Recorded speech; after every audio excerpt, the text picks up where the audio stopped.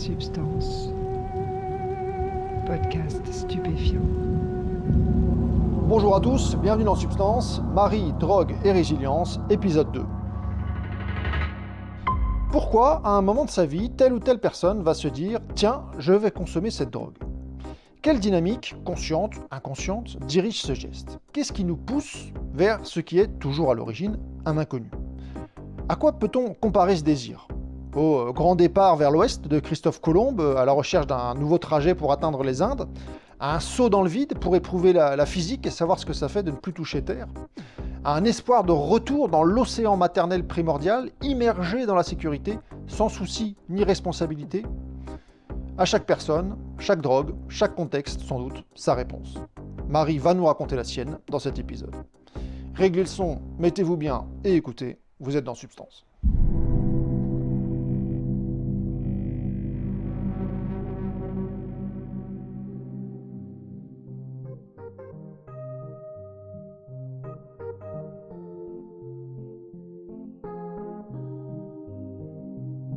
Alors, la rencontre avec la drogue, le déclic, j'allais dire, vu que je pense que j'avais jamais été sensible au fait de consommer, puisque si j'en avais entendu parler, j'en ai peut-être entendu parler dans ma jeunesse ou quand j'étais une plus jeune adulte, mais en tout cas, voilà, j'avais jamais passé le cap, ça ne m'intéressait pas. Comme je dis, c'est paradoxal puisque j'adore tout découvrir, voilà, tout essayer, donc dans tous les domaines. Il s'est passé que nous n'avons pas réussi donc, à avoir, malgré des années de parcours en procréation médicale assistée, nous n'avons pas réussi à avoir d'enfants biologiques. Et là, on s'est lancé dans un parcours du combattant pour l'adoption. Vu qu'on avait déjà beaucoup pouponné avec ces deux filles, on était OK dans l'idée d'adopter un enfant grand. Parcours très chaotique, il faut montrer patte blanche au conseil général sur le fait qu'on ait une famille correcte. Donc il a fallu broder parce qu'évidemment, ça faisait déjà un moment que j'avais mis ma mère à distance. Et en 99, mon père s'était suicidé puisqu'il a terminé sa vie en psychiatrie. Et voilà. Donc on avait très peur que notre dossier ne soit pas accepté puisque on n'avait pas des familles super... voilà. La famille de mon mari nous avait rejetés parce que c'est une famille très conventionnelle, etc., qui n'ont pas du tout accepté le divorce, parce qu'il était en cours de divorce quand je l'ai rencontré. Donc, ils n'acceptaient pas ça. Donc, on s'est retrouvés un peu tous les deux voilà, dans notre parcours. Mais finalement, ça a renforcé les liens. Et au moment où on voulait adopter en France, au Dom-Tom, mais les délais étaient annoncés de 7 ans. Donc, on a dû se tourner à l'international. Donc, montage de dossier, on était déjà beaucoup sous pression. Et je pense que ce point-là, ce parcours du combattant, a été pour moi un terreau, peu à peu, pour chercher du soutien dans la consommation de psychotropes. On arrive du coup dans un pays, et dans ce pays, donc, on rencontre notre petit garçon âgé de 8 ans. Et en fait, très rapidement, j'ai senti, donc j'avais eu mon diplôme de psychologue, j'ai senti que ce petit garçon présentait des signes d'une psychose. C'était assez perturbant puisque j'ai eu un papa qui était psychotique et je me suis dit, waouh, le karma, je ne sais pas ce que j'ai fait dans une ancienne vie, mais à mon avis, il y a un truc là. Et du coup, on a passé 3 semaines dans le pays pour les formalités. Voilà, et on nous avait dit qu'il avait un léger retard. Bon. Il s'est avéré qu'on a eu un parcours, les 6 premières années, apocalyptique, clairement. Notre fils était étonnamment dans l'attachement avec nous, donc c'est toujours le cas, c'est un ado, enfin maintenant un jeune adulte, et qui est un amour avec nous, qui est super gentil, serviable et tout ça, mais il a été un vrai électron libre, on aurait dit sa maman adoptive quand j'étais jeune. Mais en fait, les médecins me disaient, mais non, déformation professionnelle, votre fils n'est pas psychotique, il a un peu un comportement atypique. Donc, tout son système scolaire a été mis en échec, il faisait énormément de passages à l'acte assez graves auprès des institutrices et tout ça. Donc, il s'est fait exclure de partout.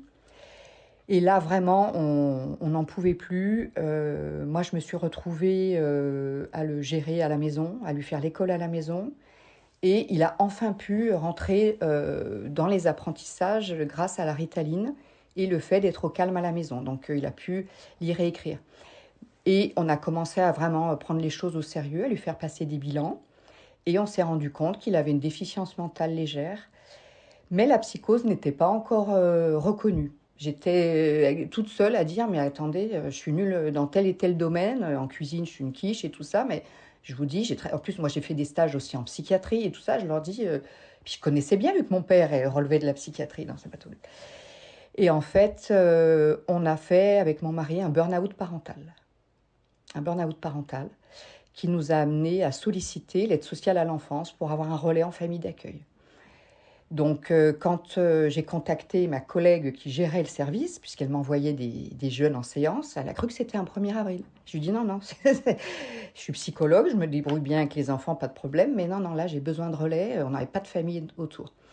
Et là, après, voilà, ces relais, l'équipe qui se met en place, on nous a fait comprendre qu'il fallait qu'il soit orienté dans un institut spécialisé. Et c'est là où je me rappellerai toujours quand on a réussi enfin à lui trouver une place, quand il a été enfin pris en charge de manière admirable par une équipe au top, orientée par la psychanalyse aussi, donc c'était tout bénéf pour moi.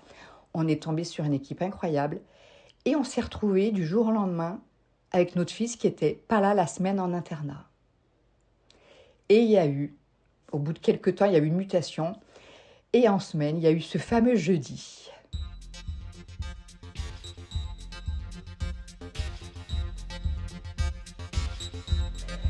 Donc la rencontre avec la drogue s'est passée pour la première fois il y a 5 ans, un jeudi. Alors peut-être qu'on va entendre dans ma voix un sourire, parce que vraiment, j'en garde un souvenir, on va dire, ému. C'est comme si je découvrais d'un coup un univers qui m'avait peut-être manqué sans avoir connu ce manque-là.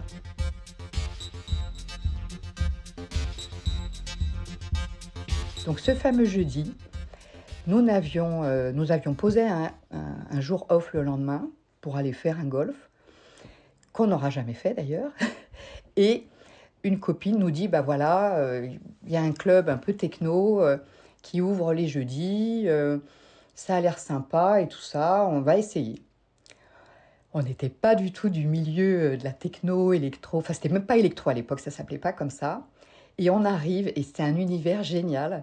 Il y avait une personne travestie qui faisait le DJ. Il y avait un univers super safe, très bienveillant, voilà.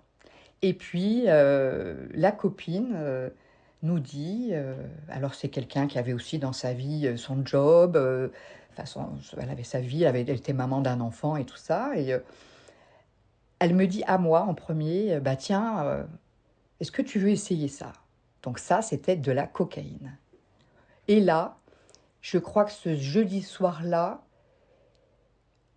c'était en fait une renaissance, cette sortie, dans le sens où on avait eu le nez dans le guidon pour mes 5 ans de reprise d'études, le parcours qui a duré des années en PMA, l'adoption qui a été un long parcours du combattant, de dossiers, en fait, tout allait toujours très vite, c'était assez contraignant.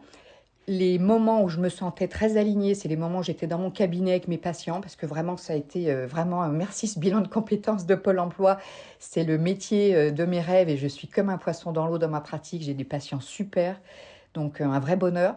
Mais voilà, il manquait un petit peu ce côté vie sociale à côté qu'on n'avait pas pu développer.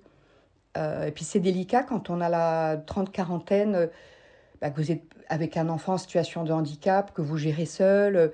C'est difficile de créer un tissu social. Donc, on a été au début un peu invités par des personnes. Et puis, vu qu'ils faisaient des bêtises, ils déroulaient des pellicules photos, ils faisaient plein de bêtises chez les personnes. En fait, ils nous disaient, vous venez sans lui. Seulement, pour trouver une babysitter pour le garder, c'était très compliqué. Donc, de l'isolement, en fait, de l'ombre, on est passé à la lumière ce jeudi soir, où il y avait du monde, les gens étaient heureux. Et je me suis dit, allez, quoi. Et en fait, à l'époque, je ne connaissais pas du tout les dosages, je n'avais jamais lu sur le sujet. Alors, à la fac, on en parle très peu, les addictions, on ne parle pas de tout, donc je ne savais pas exactement l'effet que ça allait avoir. Moi, je pensais que j'allais voir des éléphants roses parce que c'est l'image complètement débile que j'avais de la prise de drogue. Et j'ai pas senti d'effet sur le moment euphorisant ou autre, j'ai pas réalisé. Mais je voyais bien que ça me tenait en éveil. Voilà. Et donc, mon mari a essayé aussi.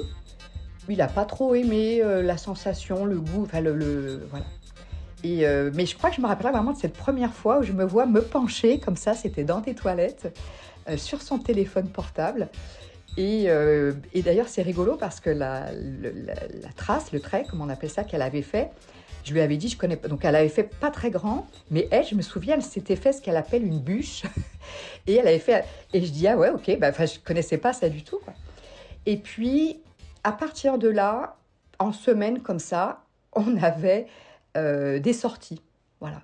Et bah, j'ai commencé, en fait, à acheter, moi, mon premier demi-gramme. Alors, je trouvais que c'était pas donné, cette histoire, quand même, au départ. Je trouvais que c'était un petit budget. Et puis voilà. Mais j'avais ni bossé le sujet, je me le m'étais laissé porter. Et donc, j'ai dû faire un gros coup de frein à main parce qu'en fait, il m'est arrivé un truc un peu dingue. C'est qu'un mardi, hors contexte festif, j'étais dans mon lit et je vois ma tête qui se tourne vers le tiroir où il y avait la cocaïne. Oh, et là, je me suis fait une frayeur en me disant, tiens, ouais, c'est addictif cette histoire. Et là, j'ai eu tellement peur que je me suis mis un peu à lire sur le sujet. Et puis, c'était un week-end où à l'institut de notre fils, les enfants n'étaient pas là. Enfin, faisaient une activité en extérieur type colo. Et donc, on s'est retrouvés un week-end sans lui pour la première fois depuis des années et des années. Et on a accepté de faire une soirée privée chez des amis avec du son. Et là, toutes les demi-heures, la dame de la maison faisait un signe pour aller taper dans une pièce avec tout un tas de traits alignés, là. Et moi, prise dans le truc, les gens avaient l'air très bien. Puis c'était une population qui était là. C'était pas des gens qui étaient cadres, qui bossaient dans des grandes enseignes. Enfin, c'était... Ouais, on avait des débats passionnants, philosophiques, etc. Et donc, voilà, toutes les demi-heures, clac, clac, clac. Sauf que, à 9h du matin, pour la première fois de ma vie, j'avais les yeux comme ça. Je n'arrivais pas à trouver le sommeil. Et je me suis dit, mais pourquoi, comment? Et là, je me suis fait vraiment peur. J'ai senti qu'il y avait un truc qui n'allait pas. Voilà, dans ma conduite, j'ai même fait un truc complètement fou. Ils avaient un animal de compagnie qui n'avait pas été chez le toiletteur depuis très longtemps. Et j'ai toiletté le chien avec le ciseau de la cuisine. Ah, il était beau comme tout, hein. Il pouvait enfin voir parce qu'il avait plein de poils sur les yeux. Et j'ai eu tellement peur dans cette soirée parce que je ne trouvais pas le sommeil que mon mari il avait réussi à s'endormir à 6h, que j'ai dit stop, arrêt des jeux, faut que je comprenne. Il faut que je trouve ce qu'il faut que je consomme, comment. Il était hors de question que j'arrête, mais je voulais comprendre un peu ce qu'il en était. Et donc là, j'ai prévenu tous les potes en disant, je sens que je glisse vers un terrain là qui est un petit peu dans le trop. Je vais pas sortir. Donc je me suis fait une pause de 2 mois. 2 mois sans sortir. Et là, j'ai pris conscience que j'avais trop consommé. C'est-à-dire que le côté sympa avait basculé sur quelque chose qui était moins cool, où j'y pensais, et notamment hors contexte festif. Et une fois que je me suis bien renseignée, que j'ai bien regardé les dosages, comment, ce qu'il fallait, etc., j'ai repris tout doucement les sorties avec une routine très précise à laquelle je me tiens toujours 4 ans et demi après, qui est vraiment une consommation mes traces sont toutes petites, toutes fines. Aujourd'hui, quand je calcule, 1 gramme me fait à peu près 2 mois et demi. Voilà, ça me fait 8 semaines à 10 semaines, sachant que je sors une fois par semaine. Je n'ai utilisé au départ que de la cocaïne pour les sorties. Je ne connaissais pas, je ne savais même pas qu'il y avait d'autres choses qui existaient. J'étais juste sur la cocaïne. C'est pas que je ne savais pas, mais en tout cas, dans le milieu où je sortais, autant aujourd'hui, on va dans n'importe quelle soirée, systématiquement, on a des gens qui viennent nous voir avec presque une épicerie. Est-ce que tu veux de l'ecstasy? Est-ce que tu veux de la cocaïne? Est-ce que tu veux de la 3-MMC? les personnes fournissent tout. Donc, en tout cas, il y a quelques années, c'était pas ça. Les personnes, en tout cas, ou alors ma tête leur inspirait pas, j'en sais rien, ils me venaient pas. Puis j'ai changé aussi mon look vestimentaire au fil des soirées, évidemment, je me suis adaptée. J'ai m'habillais de manière très classique et maintenant j'ai un look différent en soirée. Voilà. La semaine, de la psychologue toujours, très look très calme.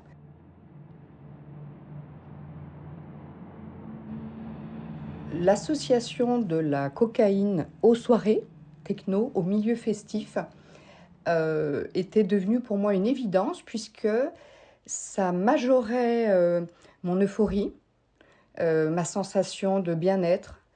Je trouvais les gens les uns avec les autres pleins d'empathie. Ça venait quelque part sublimer les soirées. Également aussi le son. J'avais l'impression que je le percevais autrement, même si je porte des bouchons d'oreille pour atténuer de 20 décibels le son. Mais il y avait ce côté connexion plus intense, déjà avec moi-même et puis avec les autres. Voilà, et puis ça tient aussi en éveil, puisque je ne sais pas pour les personnes qui ont 20 ou 25 ans, qui consomment, bah forcément quand on a 47 ans, au bout de quelques heures, on peut être fatigué en soirée. Et là, pas du tout, aucune sensation de fatigue, légère comme une plume, avec aussi le fait que ça exacerbe les sensations. Et puis, ce qui m'a aussi aidée, c'est que vu que j'ai quand même eu un vécu d'abus, j'avais quand même toujours une mémoire traumatique quelque part, hein, qui pouvait se manifester dans ma sexualité. Et là, pour le coup, je sentais que la cocaïne m'aidait à dissocier cette réviviscence, j'allais dire, d'épisodes difficiles ou anxieux, et me permettait d'être plus connectée à mes émotions, à mon mari. C'était un outil précieux, vraiment. Donc, d'ailleurs, on avait des retours de soirée où on n'allait pas dormir. Voilà, on coquinait et c'était chouette, quoi. Voilà. Ça a été aussi pour mon couple, euh, c'était notre petit coin de paradis, quoi, en fait, cette sensation-là. Et c'est vrai que c'est là qu'on s'est dit, bah, on sort tous les week-ends. Et quand il y a eu la période du Covid, euh, c'est pas bien ce que je vais dire, mais on faisait des soirées privées. Voilà. On était une vingtaine, une trentaine. Alors, nous, on nous appelait, enfin, moi, on m'a souvent dit que j'étais le bébé consommateur parce que toujours les petits trails, choses comme ça. Mais du coup, ouais, c'était chouette, quoi, le bon son, et voilà. Et en fait, depuis des années et des années, c'est ma routine. C'est un festival ou une soirée par semaine, voilà. J'aime bien le vendredi, mais voilà. Donc oui, la cocaïne a vraiment un impact positif. Là où justement, je t'ai dit tout à l'heure que je m'étais fait peur lors de cette soirée privée, d'ailleurs je n'en fais pas, je n'en fais plus, parce qu'en fait je m'ennuie. Voilà, moi c'est sympa de discuter tout ça, mais au bout d'un moment, trop d'interactions sociales me vide les batteries. Je préfère les soirées où il y a du son, parce que le son est tellement fort qu'on échange peu, mais on danse ensemble, on est connectés. Voilà. Le fait d'être, pour moi, je ne sais pas pour les autres, dans une consommation modérée, fait que je n'ai pas ce que j'ai vécu. Donc, cette fois-là, ce lendemain de soirée-là, où on avait consommé donc toute la nuit du samedi au dimanche, et le mardi, quand j'avais regardé le tiroir, j'étais aussi dans ce qu'on appelle, je suis contente quelque part de l'avoir vécu, ce bad, comme on dit, puisque quand des patients me parlent de leurs sensations, ça m'aide. Je l'ai vécu, c'est comme la dépression quand ils m'en parlent. Moi, je travaille beaucoup dans ma méthode, dans le dévoilement de soi et dans la pérédance. Donc, j'aime bien l'idée que le psy n'est pas un maître, le psy il a un vécu, et il peut aussi partager des choses, donc j'aime bien. Et du coup, le bad, c'était vraiment quelque chose que je souhaite à personne. Toute la montée magnifique que j'avais eue dans la nuit du samedi au dimanche, où tout le monde est merveilleux, tout le monde s'aime, oh, là c'était l'enfer, tous les vieux trucs qui reviennent, les traumas, les mauvaises pensées, les pensées intempestives, je voyais tout en noir, et c'est ça vraiment qui a fait que j'ai fait ce frein à main pendant 2 mois, que là, le fait de consommer de manière très modérée, donc un gramme de cocaïne, voilà, me fait à peu près 8 à 10 semaines, et sachant que j'ai une routine où je vais prendre à peu près 3 à 4 traits par soirée. Le premier, je le prends vers minuit, et après j'ai une petite routine, voilà, toutes les heures. Et du coup, j'ai aussi une technique, c'est que quand je rentre de soirée, donc à 5 heures du matin, alors souvent en coquine avec mon mari, mais pour m'assurer quand même un bon sommeil, j'ai ma petite routine aussi, je prends un anxiolytique. Voilà. Et ça depuis des années. L'anxiolytique m'aide à trouver le sommeil rapidement, en quelques minutes. Les personnes n'osent pas dire qu'elles prennent de la cocaïne, parce qu'en effet, la cocaïne est associée à une image très négative, voilà, de personnes en perdition, de personnes perchées, de personnes... Et justement, l'idée justement de ce témoignage avec toi, c'était de pouvoir dire que moi, je pars du principe que toutes les drogues, si elles sont utilisées à bon escient, bien encadrées, avec... ça peut être, pour moi, vraiment, la consommation de drogue est thérapeutique. Vraiment. Et je suis heureuse, enfin, je veux dire, je peux mourir demain. Je me dis, bah, franchement, j'aurais vécu tout ce que j'ai envie de vivre. Et sans ces consommations-là, de manière modérée, utilisées à certains moments, je me dis, je serais passée à côté de sensations extrêmement puissantes, et ce serait dommage. Et vraiment, ça ne m'empêche pas d'avoir le fait de ne pas faire aussi de before et d'after. Ça, c'est vraiment une règle chez moi. Fait que le lundi, je suis opérationnelle, tout se passe super bien. J'ai ma vie comme monsieur, madame, tout le monde la semaine. Voilà. Et il n'y a pas d'usage de produits la semaine, parce que pour moi, l'usage de produits, ça reste contextuel justement aux soirées. Voilà. C'est vraiment, j'associe pour le coup le bon son avec... et de manière vraiment avec une routine, voilà. Bien sûr que parfois, il y a toujours quelqu'un qui va proposer ça ou ça. La dernière fois, quand j'ai fêté mon anniversaire, un pote me dit « Allez, je vais te faire un trait de ton anniversaire. » Bien sûr, des fois, ça m'arrive. Et là, j'ai dit oui, voilà, c'était un trait en plus de mes routines. Bon, et alors, voilà. Je vais pas non plus... Enfin, j'ai mes routines, mais bon, s'il faut sortir un peu du champ, ça, c'est OK, quoi.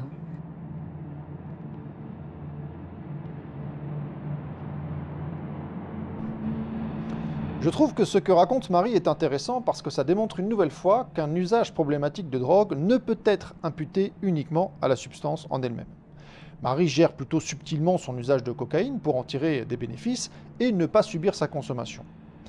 Et cela ne devrait pas forcément nous étonner. On rappelle par exemple que la méthamphétamine, une drogue dont l'abus est particulièrement stigmatisé, beaucoup plus même que celui de la cocaïne, parce que c'est une drogue moins chère et plutôt assimilée aux Américains des classes populaires, eh bien même cette affreuse méthamphétamine est vendue comme médicament aux États-Unis, pour traiter des troubles de déficit de l'attention sous le nom de désoxine, avec des doses bien sûr plus légères que l'usage sauvage.